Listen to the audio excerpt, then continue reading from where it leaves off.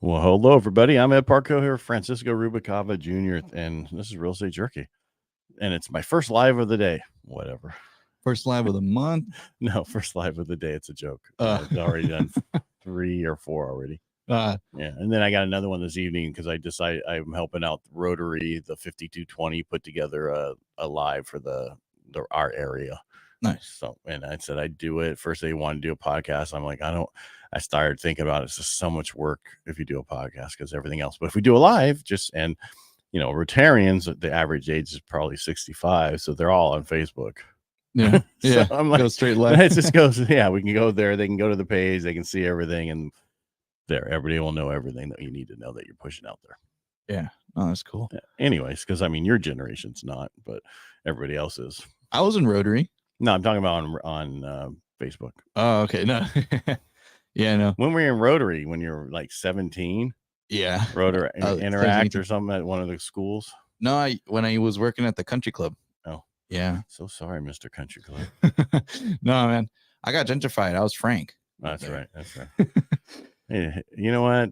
Don't complain. You were hobnobbing with all those people. You're probably still connected with them. Yeah. No, it was cool. I learned a lot of people that I met a lot of people that I work with now, So it's like, it's cool. Yeah. Well, and they were saying that, in some of these places where you have these masterminds, you should bring your kids so they can learn what you are learning so they can get it so much earlier.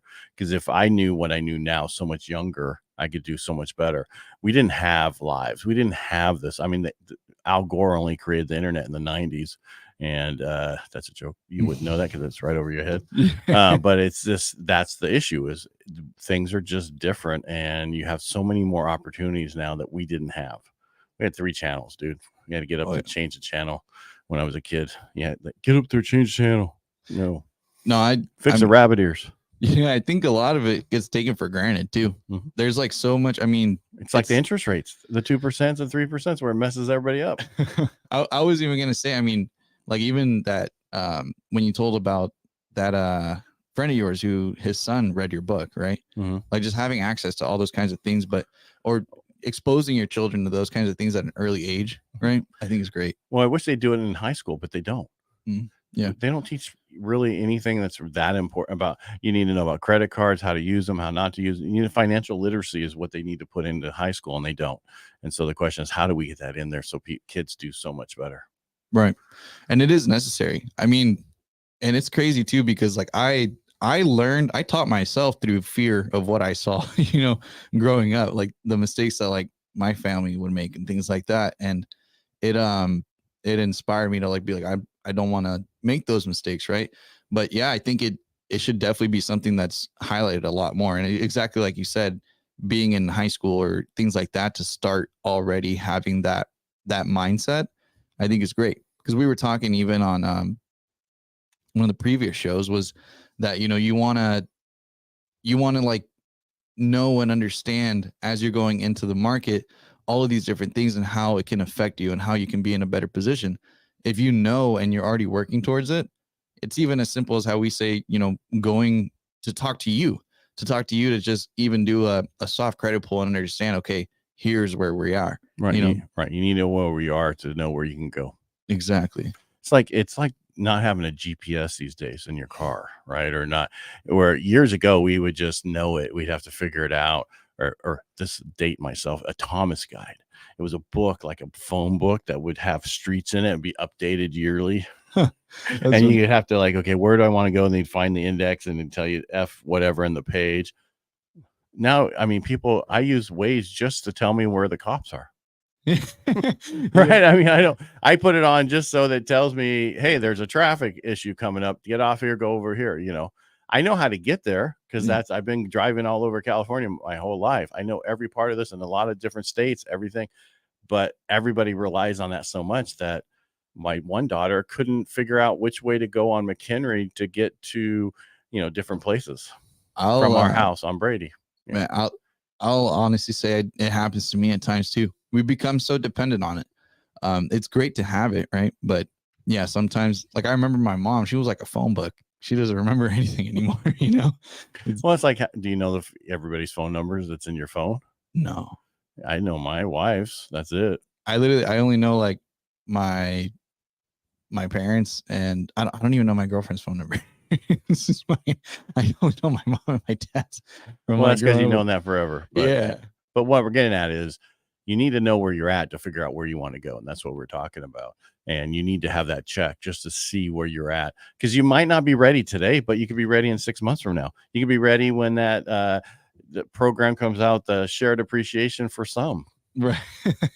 That one too. I mean, and it's so, Because and you know again, it's going to be March of next year. I know they're going to talk about it in November or whatever. They're probably going to put it to next year because that's when most people are looking for homes and moving. that's a big thing we should start like really blasting a lot, is having people prepare for it. Because that's It's another 200 million that'll be gone in 3 days. thing. 3-4 days. Well, the first 100 million, the first one was gone in a day. Yeah. But you will need to know what you're going to do going forward. So you need to get ready. If you're going to wait for that, fine. But I'm telling you, don't wait for that, because that's that example I'm going to come up with now with the Peloton and the Tour de France and everything. It's going to show you wait for that. That's what it's going to be like. Yeah. Follow me? No, and I mean, I remember like even when the Shared Appreciation Act came out, this year, it caused a lot of houses to get overbid on like crazy too. Yeah, 20 people offering on one house. Yeah. It added so many more offers that just made it go. So that short period of time, 10 days, houses probably went up 20, 30 grand. Yeah. No, it was a big like they got a defibrillator, right? And they just shocked it for like Right. a little bit, but then that changed the market. It did. It changed everything in the market at that point. So what they did is they got the market to move so much more and higher. And now look at it. And we still don't have enough homes. They still aren't, having a few homes to be built. They don't have anything. And we're going to be here for a while. And I think a lot of people don't understand where we're really at. They don't understand supply and demand. We don't have the supply for the little demand we have. Yeah, the demand isn't great. I mean, it's not like over the top demand. This is, I don't want to rent that crappy place. I want to go buy that crappy place. I'm sorry, that's wrong. But I'm just saying, you know what I mean? That's what it is. It's like, I need the place to live. Yeah. I just had this conversation yesterday with a client of mine too, where, it's in a way of putting it, it's too difficult to try to like expect, or foresee, any of the drop. I mean, I know it gets blasted so much, but from my viewpoint, being out there, daily and being out in the market and showing homes, things, this and that, it's we don't see any slowdown. No, and people don't realize that. We had a couple weeks ago in my Rotary had a panel up front talking about it, and the biggest issue right now that for most people don't realize is insurance. Mm-hmm. With certain carriers leaving California, that limits the carriers that are left in California and what they're willing to do. And they, during the pandemic, they weren't able to raise their prices, but they took these losses, but they weren't able to raise their prices because the insurance commissioner wouldn't do it. And that's and so now they're like, I'm out of here because I can't afford to keep paying for these things. Yeah, and as more limited they get, the pricier they'll get. Right. And then you have the fair plan just for people who look back up to anything. Well, that's pretty much a lot of places now in California. Yeah. Right. But if they would just let us clear out the trees, we wouldn't have the fires that we have. Right. And we wouldn't. I don't know why I said right, but we wouldn't have the fires we have if they cleared out the trees. Yeah. I got to stop saying that word right. Right. I know. I have my little catchphrase. It's all good. No, it's not good. But you're not supposed to say that because it's like you're trying to get them to say, yeah, right. Yeah. Yeah, it's not supposed to. Yeah. So no, either. The thing too, though, is as we keep moving and as we've been moving like year by year, and the media and the news keep saying things are going to go down. Things are going to go down. Man, they've been saying that for who knows how long. Diane Olick been saying it for 10 years.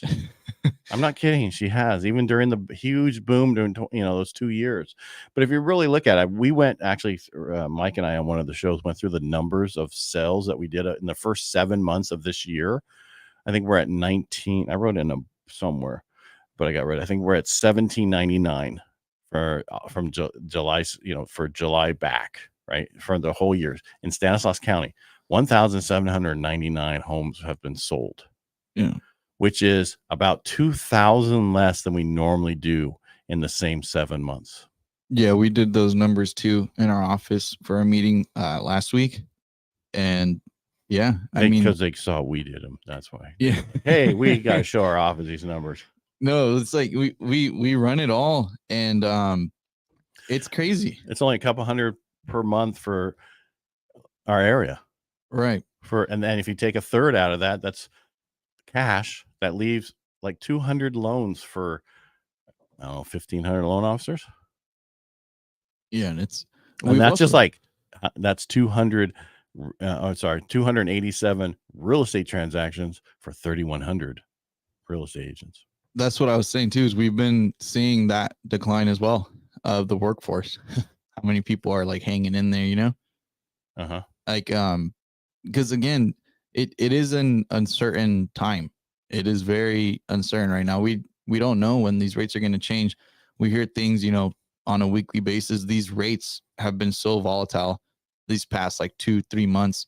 But again, you know, kids are back in school. Things are going to pick up soon again. Yeah, you keep saying that. The issue is going to be, the problem is we keep having this huge amount of money still in the economy. We have this huge this week, the numbers came out for jobs, and we're at like 9.3 million still jobs out there. That's unheard of when we're in the situation where they're trying to get rid of inflation, to have that many jobs still there, and unemployment rate 4% or less. And the Fed's trying to get that unemployment rate to go up to get the economy to change. Well, when you have that many jobs still available, how's that going to happen? That because nobody's working. There's 1.7 million people still on unemployment. That's crazy. Yeah. Cancel their unemployment. Tell them to go get a job. That's what I say. Let's change this market. That's how you do it. Well, we do, and I mean, I even brought it up actually in our office last week when, you know, how you brought up like the fact of just the reverse ideology on how the Dream for All Act works, right? Like, rather than giving the money, like that's quite a few million, you know, that you could have given to builders around to build and get rid of those costs. Yeah, I think that's a much better idea. Yeah. I agree. You know, and when I brought it up in the office, everyone was like, yeah, that sounds, you know, like something that would work better. But again, I mean, you can't get votes that way though. Yeah. You get so many more votes the other way. And that's what's tough. That's what makes it hard. Builders, they ain't gonna vote for you. They don't care. But all these people like, oh, they paid off my student loans. I got all this money to buy my house. I got to vote this way. No, you have to vote what's best for your pocketbook, period. Whatever that is, whoever's running, I don't care who they are. Yeah. Yeah. Well, you know, and again, I mean, there's going to be change, right? Like we're going to see in your pocket. Yeah. Just a little bit. That's all you're going to have, a little change. But, you know, that's where we're at. There's nothing we can do about it. Stop waiting to purchase. If you're in the market to do it now. Don't wait for later. I'm definitely going to put together that picture though. I'm going to find a picture of what I just said, because I'm going to show two different things. Show that this is what rates are doing. And then I'm going to show you, if you wait for the shared appreciation loan, this is what's going to happen. Yeah. It's just, it gets hectic is really what it is. And if things are already like a level below hectic right now with the rates at 7, like what do you think is going to happen when they're at 6 and 5, you know? They're going to, a lot more people come out of the woodwork. Every one, I was saying it was 2.5 million additional people coming out for every 1%. So, and could be more than that. And that takes 30% of that for California. So, yeah. Yeah. And I'm always telling my clients about that too. Like I'm like, hey, you know, I'm not saying just because of it's what I'm hearing. It's like, I have so many people that I talk to that's what they're waiting for. That's fine. And then they're going to go, okay, I guess I'm going to wait until values come down. They make these things why they're waiting. The real question is, how do you get past that for them? How do you educate them on how waiting is costing them? And that's one of my sales things I do is getting past. People don't buy because they just don't know, that's what we heard of forever. And that was people like, they just don't have you haven't given them the knowledge. Well, basically what you haven't done is given them the knowledge to overcome waiting. Yeah. That's what KNOW stands for. KNOW. You haven't helped them understand why waiting is a bad thing. You have to help them get past that. And if you can't get somebody past that, we just didn't do a good job. but 1 out of 10 people you could beat your head with, and they're still not going to move. And that's the question. Why? You need to find out, why are they still waiting? If they're saying I'm waiting for rates to come down, that's just an excuse. What is the real reason you're waiting? Is it because you need a better job? Let's go get you a better job. Yeah. All right, here, go get a resume written by somebody else instead of yourself. Chat GPT. Yeah, I will get one up. Yeah, be careful with that. You might be adding in some stuff that you really didn't do. But I use that all the time, and for my business, AI has helped me out immensely for everything I do, because I do a lot of lives and a lot of podcasts. And if I didn't have it, I'd be spending hours creating descriptions, and now I can have all that stuff done in 30 seconds. Yeah, it's the new way. People have to get used to that too. But granted, I mean, whether it be picking up another job or something that you do on yourself, to have more income. But granted, obviously we need to have like reportable income and everything, but it being something that you can do. I mean, a lot of people go get a new first job, forget the second jobs. Yeah. And that's the problem. Those jobs that are out there, the 9 million, some of those are part-times that are extra jobs. No, go get go, if you need to, go back to school, become a nurse, become something that makes good dollars per hour. You need to make minimally $75,000 a year to own a home now.